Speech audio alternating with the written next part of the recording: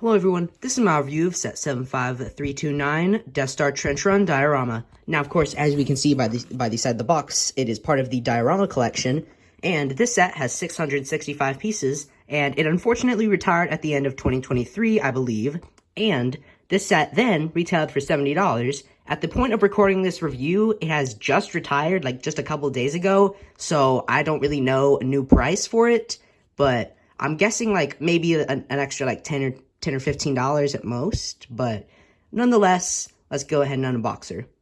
So inside the box, we have a bunch of these plates that were just loosely placed in there. We have a bunch of numbered bags, and the highest one is number 6, and then we have our instruction manual.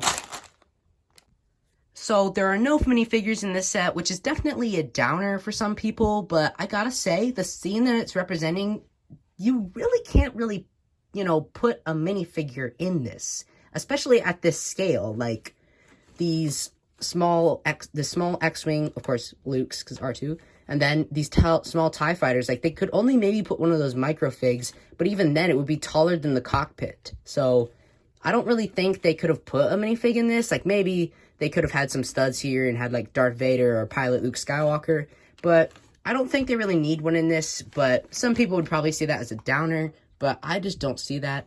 Anyway, looking at the plinth, I guess you say, because as they introduced that word for the Indiana Jones set, which is to my left, but I'm not going to show you all that, because you're here for this, not that. Anyway, we can see a 2x4 Lego Star Wars printed brick here, and a 2x6, the quote from Darth Vader is, "The Force is strong with this one." And we can see that runs all the way around, and we can see the back and how that back section is connected here. Don't mind the cat. Anyway, we can see a bunch of greebling everywhere. I'm not going to go into much detail, but I'll just give you a little bit of a look on that. And honestly, there's not much going around. Like, we have the TIE fighters here, and they're both the same design, except one, as you can see, has some clips for some green lightsaber blades to represent the lasers they shoot at the X-Wing here.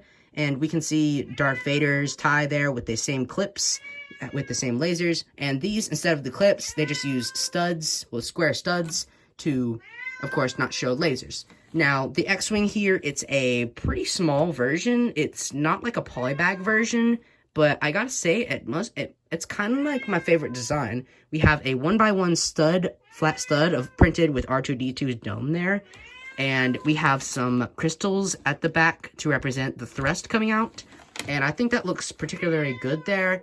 And this really does look good. We have a cannon in the back. I've angled it. You can angle it 360 degrees, and you can move it up and down. And as you can see, I have it just planted.